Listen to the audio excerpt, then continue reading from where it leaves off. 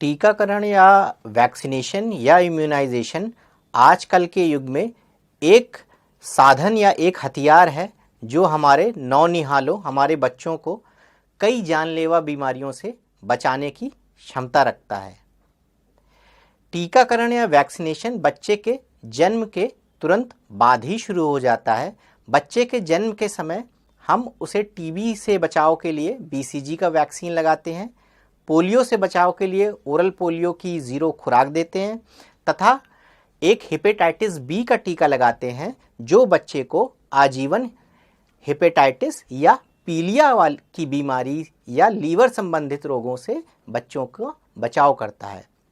जन्म के बाद जब बच्चा डिस्चार्ज होकर घर जाता है तब एक औसतन पीडियाट्रिशियन बच्चे को 6 हफ्ते, 10 हफ्ते तथा 14 हफ्ते की उम्र में बुलाते हैं। इन तीनों अवस्थाओं में एक पेंटा का वैक्सीन लगता है जिसमें 5 in 1 वैक्सीनेशन होते हैं, यानी कि एक ही टीके में, एक ही प्रिक में हम 5 वैक्सीनेशन एक साथ देते हैं।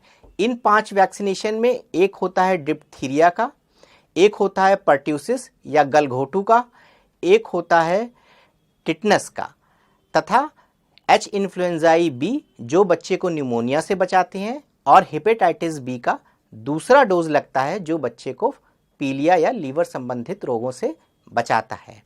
इसके अलावा बच्चे को 2 ओरल खुराकें मिलती हैं, एक ओरल पोलियो की तथा एक रोटा वायरस की। रोटा वायरस की खुराक बच्चे को डायरिया संबंधित रोगों से बचाता है। हमारे देश में 2 तरीके के वैक्सीनेशन होते हैं। एक वैक्सीनेशन जिसे सरकार द्वारा लगाया जाता है, ये सारी सरकारी अस्पतालों में, डिस्पेंसरी में, प्राथमिक स्वास्थ्य केंद्रों में निःशुल्क मिलता है। यह वैक्सीनेशन है पेंटा का, बीसीजी का, मीजल्स का तथा टिटनस का, और कई राज्यों में अब रोटा के वैक्सीनेशन भी निःशुल्क मिलने लगे हैं।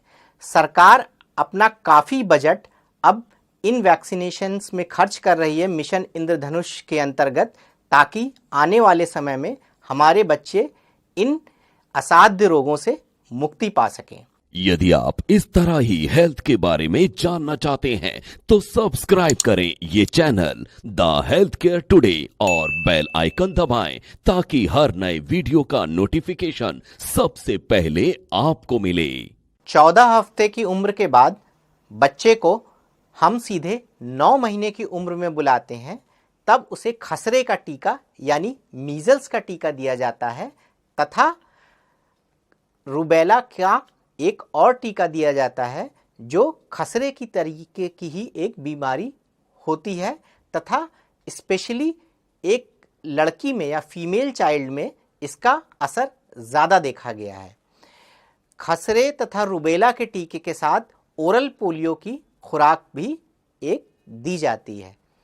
9 महीने के पश्चात बच्चे को सीधे 1.5 साल की उम्र में 18 महीने की उम्र में बुलाते हैं। उस समय उसको डीपीटी का बूस्टर डोज तथा मीजल्स और रूबेला का भी बूस्टर डोज ओरल पोलियो की खुराक के साथ देते हैं। 1.5 साल की उम्र के बाद अब हाल में ही एक नया रिकमेंडेशन आया है जिसमें 4 साल की उम्र में मीजल्स और रूबेला का टीकाकरण, बूस्टर टीकाकरण आवश्यक हो गया है। इसके बाद समय आता है 5 वर्ष का।